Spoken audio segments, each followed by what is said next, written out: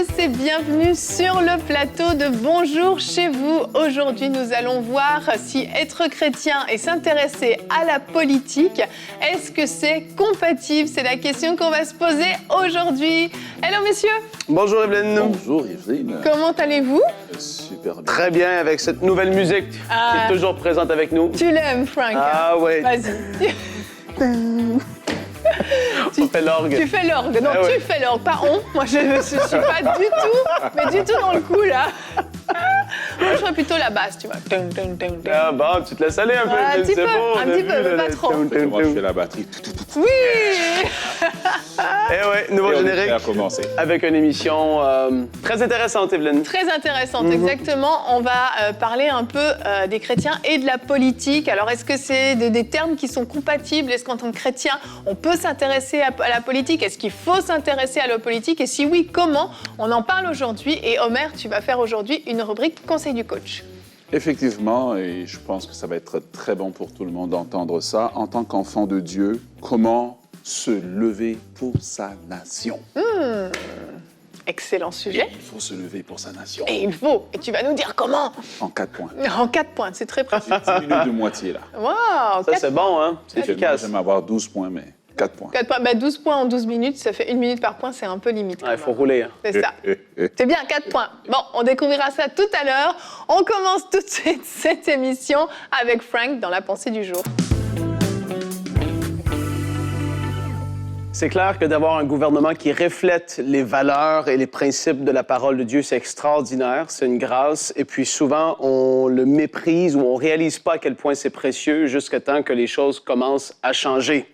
Et c'est ce qui se passe dans beaucoup de pays du monde avec, on est rendu dans les années 20, 2020 et plus, et puis on voit qu'il y a vraiment quelque chose qui est après se mettre en place, même mondialement par rapport au gouvernement, les politiques, la façon de voir les choses, la société, etc. Et on le sait qu'en tant que chrétien, on a une position, et cette position, c'est la parole. Et donc, c'est sûr que lorsqu'on est, si je peux le dire comme ça, c'est naturel d'être drastique comme ça, mais lorsque c'est le cas, c'est pas forcément évident de parler de politique, mais il faut en parler aussi.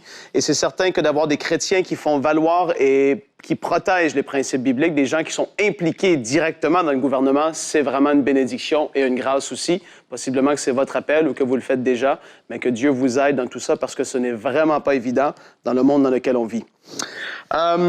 J'ai envie de dire qu'il ne faut pas oublier, quand on parle de chrétiens politiques et qu'on parle des partis politiques, beaucoup de gens peuvent vraiment devenir extrêmement enthousiasmés, prendre ça extrêmement à cœur. Et tu as l'impression qu'ils prennent ça plus à cœur que le salut des âmes, qu'ils prennent ça plus à cœur que leur vie de consécration personnelle, qu'ils prennent ça plus à cœur que les réalités spirituelles. Et je fais exprès de le dire parce que c'est la réalité. Quand tu vois les gens, le nombre de temps qu'ils peuvent passer, surtout depuis la pandémie, à voir ce que le gouvernement fait, à être d'un parti, d'un côté ou de l'autre, et tout ce qu'ils postent sur Facebook et tous les trucs. Et tu te dis, mais wow, les gens ils prennent ça au sérieux. J'ai envie de dire et de rappeler que le gouvernement ne sauve personne. Oui. Et que le gouvernement n'a pas l'appel de prêcher la bonne nouvelle, ni même les anges, ça a été réservé au peuple de Dieu.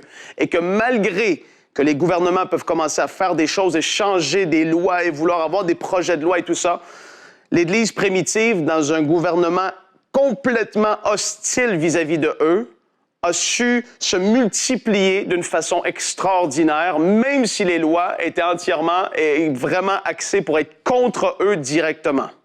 Donc ça, c'est important de se le rappeler parce que souvent, on pense que le gouvernement, c'est pas facile au Canada d'être chrétien. Ça change rien.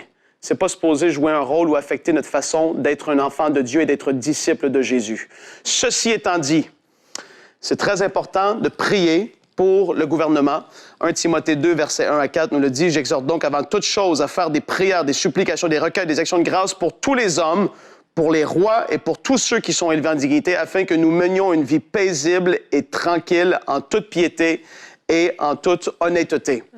Très, très important de le faire. La Bible nous demande de faire ces choses parce que il y a des gens qui vont laisser ça à la souveraineté de Dieu, entre guillemets. Ils vont dire, Dieu est souverain, il savait que le gouvernement allait être là, il savait que les lois allaient être appliquées, il savait... Mais si on est pour être passif comme ça, à ce niveau-là, soyons-le aussi dans l'évangélisation et disons-nous, on n'a pas besoin d'évangéliser parce que Dieu, il sait déjà qui... Non! On a un rôle à jouer dans la prière en tant qu'enfant de Dieu. Si vous êtes impliqué directement dans un parti politique parce que c'est Dieu qui vous a placé là, qui vous a appelé à ça, c'est extraordinaire et Omer va en parler tout à l'heure, de pouvoir impacter une nation.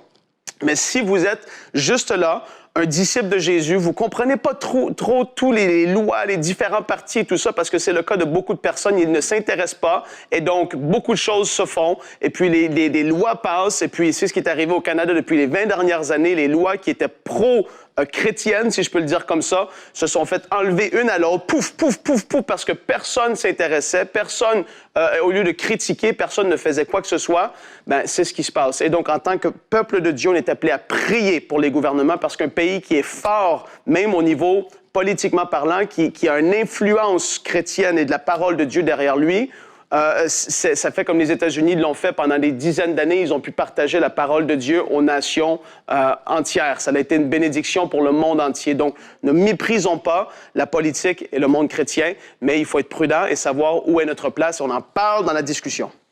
Merci Frank. On comprend en écoutant ta pensée qu'on a un rôle à jouer, mais qu'il ne faut pas non plus être dans l'extrême, parce que c'est vrai que certaines fois on a des profils qui sont très très activistes, comme on peut dire, qui vont être tellement actifs, mais pour démolir. Nous, on doit être des instruments de construction et passer son temps à juste dénoncer, à dire ah c'est nul, c'est comme ci, c'est comme ça, regardez ce qu'ils font encore, et puis à partir dans toutes sortes de théories bizarres, ça va pas faire avancer les choses. On doit être des personnes qui allons construire. Et premièrement, oui, dans la prière, tu l'as dit, ça, on peut tous le faire. Qu'on comprenne quelque chose à la politique ou pas, on peut tous prier pour nos gouvernements. On est appelé à le faire. Exactement. Et on a fait un petit sondage sur notre chaîne YouTube qui était vraiment très intéressant. Nous vous avons demandé, vous intéressez-vous à la politique de votre pays? Et le résultat est super. Vous avez été 42% à dire oui, c'est mon rôle de citoyen. Vous prenez ça très à cœur. 23% oui, mais seulement pour des questions morales et éthiques. 23% également non, car le monde est trop corrompus, et 13% qui ont dit non, car ma patrie est là-haut. Et j'ai envie de dire ce que Jésus a dit dans Jean 17, lorsqu'il a prié pour ses disciples et pour nous. Il a dit, Père, je te prie pour eux, car ils ne sont pas de ce monde, mais ils sont dans ce monde. Oui, notre patrie est au ciel, mais il n'empêche qu'on vit sur cette terre. On est sur cette terre actuellement, et on doit s'intéresser à ces choses-là. Et vraiment, j'ai trouvé le résultat de ce sondage très intéressant, de voir que vous êtes nombreux à prendre quand même les causes pour votre pays à cœur, parce qu'on le sait. La politique, c'est pas juste une histoire de qui va être élu ou pas, c'est quelles lois vont passer. Et ces lois, quelles influences elles vont avoir sur ma vie, sur ma liberté en tant qu'enfant de Dieu, sur la liberté de culte même dans mon pays. Ça touche à tous les niveaux. Les droits qu'on va autoriser pour mes enfants, qu'est-ce qu'on va imposer à mes enfants à l'école, à quel point ça va dégénérer. Là, en ce moment, le Canada veut faire passer des lois vraiment complètement farfelues par rapport à la parentalité, l'autorité parentale dans la vie des enfants. Et il faut qu'en tant qu'enfant de Dieu, on réagisse et on soit au courant de ces choses-là. C'est pour ça que Paul a dit qu'on prie pour ces gens-là afin que nous menions une vie paisible et tranquille en toute piété et honnêteté. Exact. Et puis, quand tu penses aux générations futures, tu vois, moi, je suis intéressé par la politique à un certain niveau. Je ne suis pas un grand passionné, mais je le suis et je me tiens au courant, tout comme toi, Omer, aussi, je le sais. Mais je veux dire, quand je regarde qu'est-ce qui se passe au niveau politique, je pense et je visualise un point de vue surtout chrétien, enfant de Dieu. C'est-à-dire que s'il y a une crise de logement au Canada, c'est pas agréable, c'est pas bon pour ces gens-là, etc. Mais qu'est-ce qui va surtout m'intéresser, c'est qu'est-ce qu'ils vont dire par rapport au principe de la parole de Dieu, qu'ils veulent éliminer ou pas, parce que je pense à mes enfants dans le futur qui, eux, vont être affectés, et leurs enfants aussi, par rapport à ces choses. Donc, on peut dire, oui, l'environnement, c'est important, comme vous le souhaitez. Mais pour moi, ce qui est en rapport avec la parole, ce que dit la parole, et puis les droits et les choses qui peuvent venir enlever, c'est extrêmement important de savoir les enjeux, parce que si on fait rien, on se fait avoir. J'aimerais juste rajouter que l'apôtre Paul nous dit de prier. Mais comment allons-nous prier si nous ne connaissons pas? Amen. Et donc, il faut quand même, quelque part, qu'on puisse connaître ce qui se passe. Comme ça, on prie. On fait aussi des prières de précision, pas seulement des prières de foi, mais des prières de précision. Donc, si on doit prier pour les autorités, mais on doit s'intéresser à ces autorités-là. On ne peut pas seulement les détester et puis dire ceci, cela. On doit savoir. Comme ça, on prie avec précision. Et donc, lorsqu'on regarde aussi dans la parole de Dieu, on a l'impression que Dieu s'intéresse beaucoup à ce qui se passe dans les nations. On regarde ça. Dieu parle dans ce qu'on appelle communément les petits prophètes. Il parle beaucoup de justice sociale. Il dit, vous avez délaissé la veuve, l'orphelin, vous volez des maisons, vous êtes en train de extorquer les gens. Et Dieu dit, à cause de ça, le jugement va tomber. Donc Dieu lui-même, assis dans le ciel, ayant toutes les galaxies à gérer, il s'intéresse quand même à ce qui se passe. Non seulement dans nos nations, mais dans nos villes, dans nos provinces et jusque dans les familles. C'est pour ça que dans Malachie, il va dire « Je hais le divorce ». Donc, quand il y a des politiques maintenant qui veulent pousser au divorce, ben on dit « Mais qu'est-ce que Dieu il dit ?» Dieu il dit « Il hait le divorce ». Donc, nous avons un devoir de savoir, bien être informé pour bien prier, j'aimerais dire. Exactement. Et j'ai envie de dire même bien être informé pour pouvoir même voter. Encore une fois, quand il y a des élections politiques, alors là, on va nous accuser qu'on fait de la politique. Non, c'est pas grave. Je pense qu'on doit voter.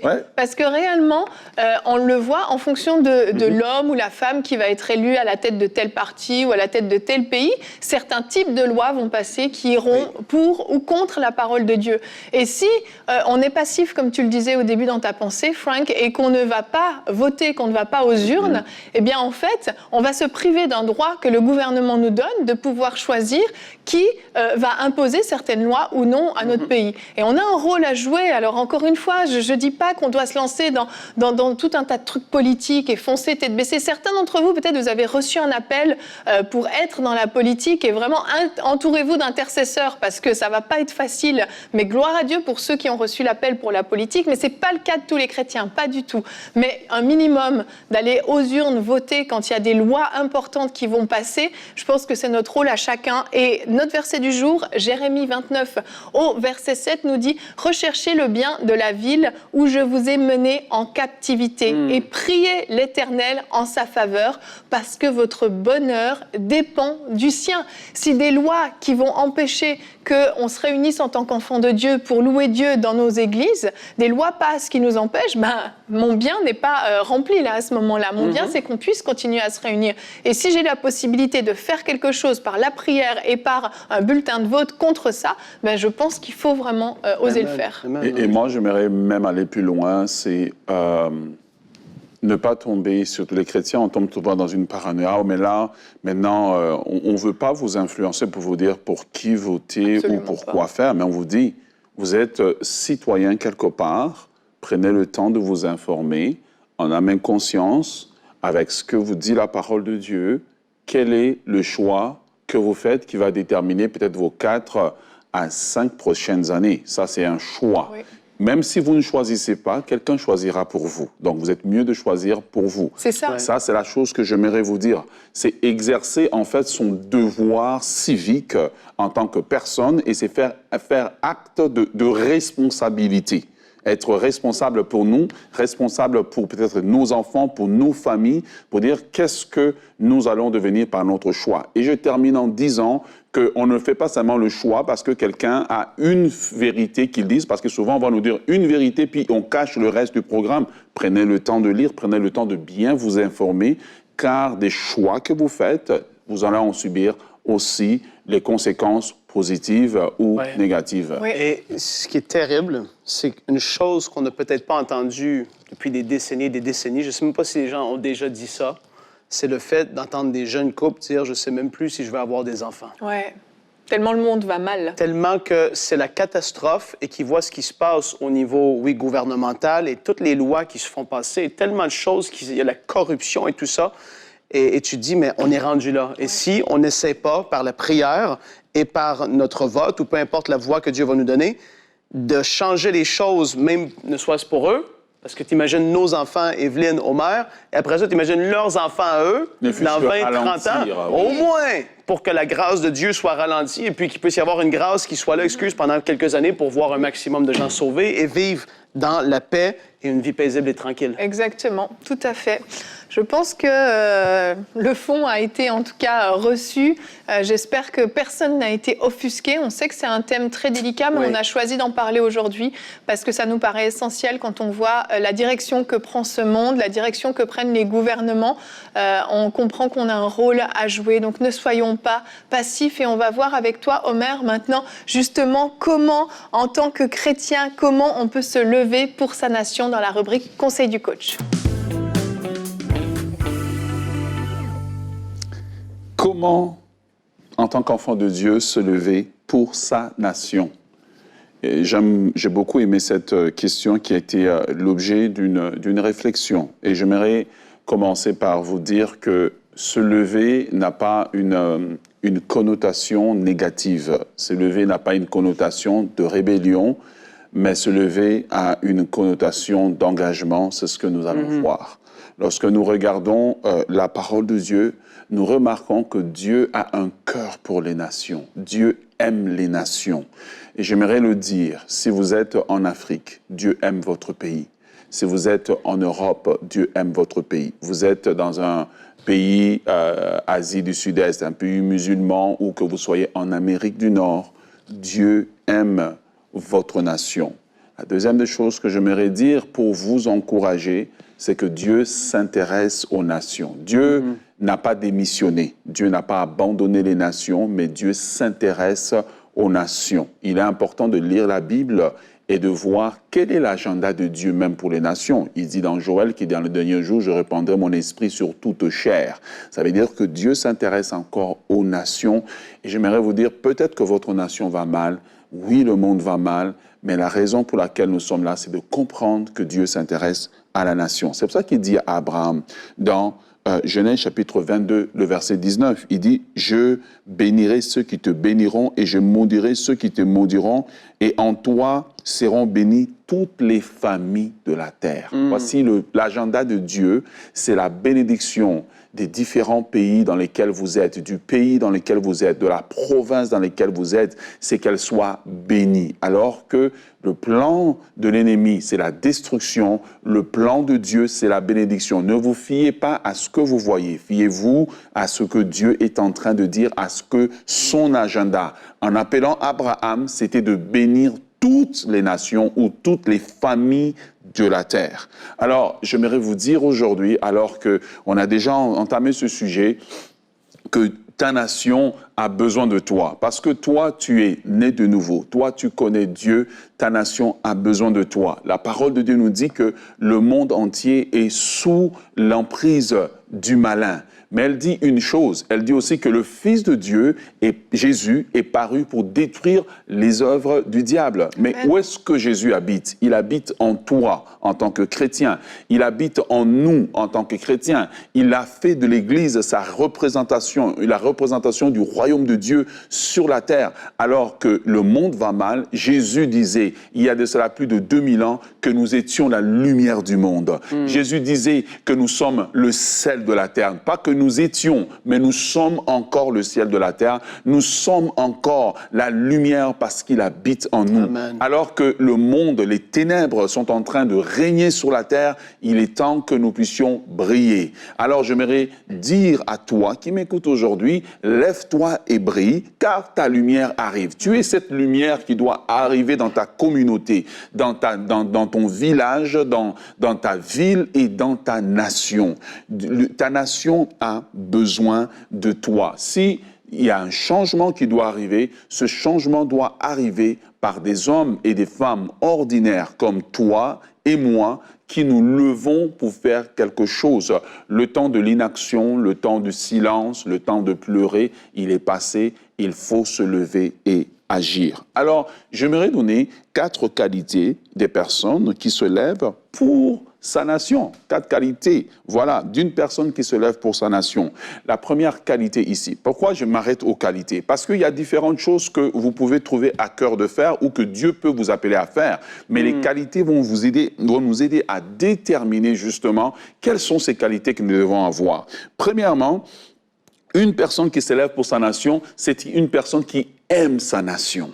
Et on le voit beaucoup au travers de l'apôtre Paul qui aimait sa nation. Au travers de l'épître aux Romains, l'apôtre Paul passe du temps à parler comment il aime sa nation, comment il pleure pour cette nation qui a reçu les promesses de Dieu, mais cette nation qui s'est détournée de Dieu. On voit au travers des prophètes de l'Ancien Testament combien ils aimaient leur nation, ils ont pleuré sur leur nation. Jésus a pleuré sur Jérusalem, signe de l'amour. Et aujourd'hui, parce qu'on voit la corruption dans nos nations, plusieurs ont tendance à détester leur nation, à maudire même leur nation, à dire cette nation est maudite. J'aimerais te dire une chose, si la nation est maudite, En tout cas, tu es là pour amener maintenant la bénédiction, pour briser la malédiction.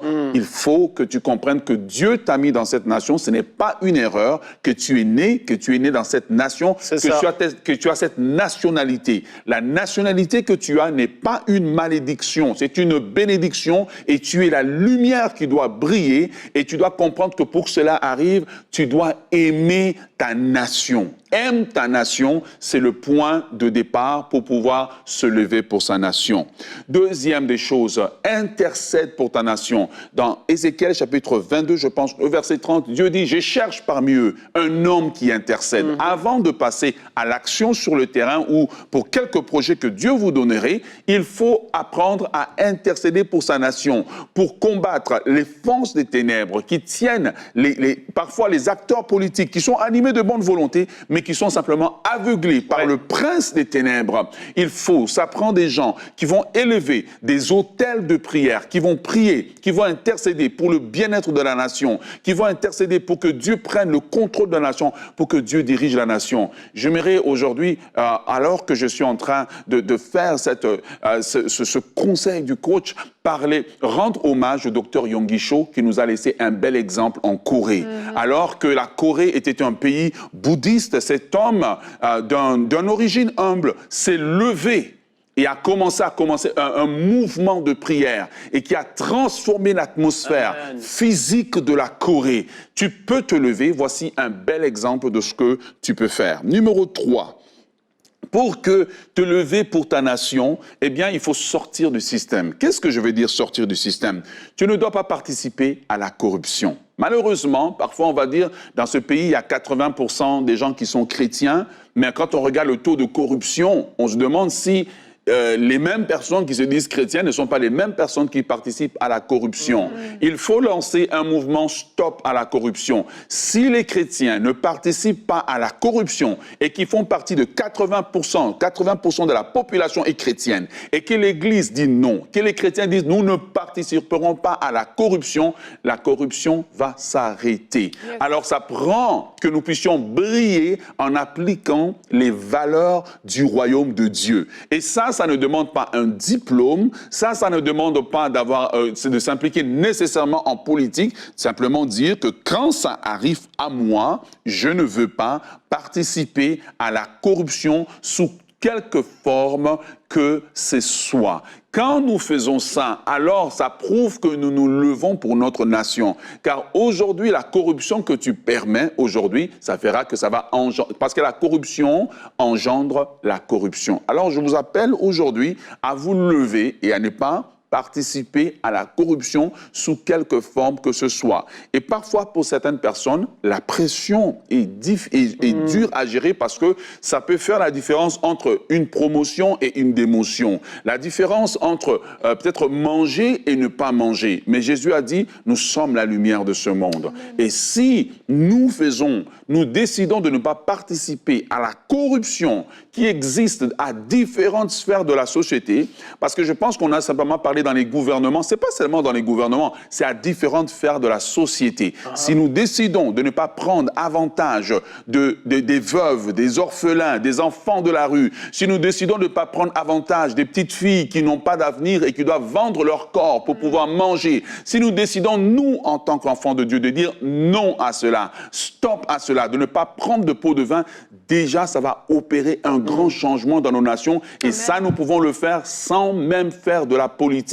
Si nous décidons de le faire, Dieu va commencer à nous bénir parce que Dieu s'intéresse aussi à ceux qui sont des minorités. Dieu s'intéresse aussi à ceux qui n'ont pas de moyens, ceux qui sont des veuves, ceux qui sont des orphelins. Voici comment tu peux te lever pour ta nation. Et la dernière des choses que j'aimerais te donner comme conseil pour te lever pour ta nation, c'est la prière de l'apôtre Paul dans l'épître aux Romains qui me touche énormément. Eh bien, j'aimerais que tu sois un homme qui veut gagner les maximums des personnes de ta nation pour le royaume de Dieu. C'était le cœur de l'apôtre Paul. C'était un érudit, c'était quelqu'un qui connaissait beaucoup de choses, mais au travers de l'épître aux Romains, juste chapitre 1 jusqu'au chapitre 8, son cœur, c'est pour sa nation. Il dit, son cœur, c'est pour essayer de sauver le maximum de personnes de sa nation. Il faut que ta nation soit représentée dans le royaume de Dieu. Parce que tout ce qu'on va faire pour notre nation, s'engager en politique, voter, ce sont des choses temporaires. Mais j'aimerais vous inviter à vous engager pour votre nation, à vous lever pour votre nation pour des choses éternelles maintenant. Levez-vous pour des choses éternelles pour que le maximum des personnes de la France, de la Guadeloupe, c'est le même endroit, de la Belgique, de la Suisse, du Congo, de la Côte d'Ivoire, de l'Haïti, de la Guinée, de différents endroits puissent être sauvés. Car dans la vision finale que l'apôtre Jean a dans le livre d'Apocalypse, il dit qu'il a vu autour du trône des gens de tout peuple, de toute langue, de toute tribu, de toute nation qui étaient autour du trône. Et la Bible dit qu'ils entonnaient le cantique de Moïse et le cantique de l'agneau en disant « Tu es digne, notre Seigneur, de nous avoir sauvés. » Oui, c'est ça que nous allons faire au final. Donc tout ce que nous faisons ici, oui, politique, etc., c'est merveilleux. Mais pouvons-nous nous lever pour nos nations, pour maintenant des choses éternelles, des choses qui vont durer dans l'éternité. Et j'aimerais te dire aujourd'hui, tu peux faire la différence, tu peux te lever, lève-toi et j'aimerais insister pour des choses aussi qui vont être pour l'éternité. Ne dis pas que les gens de ma famille sont tellement corrompus, de ma nation sont tellement corrompus que ça ne vaut pas la peine. Ne dis pas que ta nation est maudite. Tu peux te lever et tu peux faire la différence, car lorsque Lot était à Sodome et que la ville allait tomber sous un jugement, Abraham n'a pas dit « Ah ben c'est juste des pécheurs et puis je les abandonne ». Abraham a prié. Oui. Abraham a prié, il a intercédé pour Sodome et Gomorrhe et grâce à son intercession, au moins Lot a été sauvé. Tu peux faire la différence. Merci Omer, très très belle rubrique, super complète. On a tous un rôle à jouer. C'était vraiment ce qu'on voulait faire ressortir de cette émission en abordant ce thème.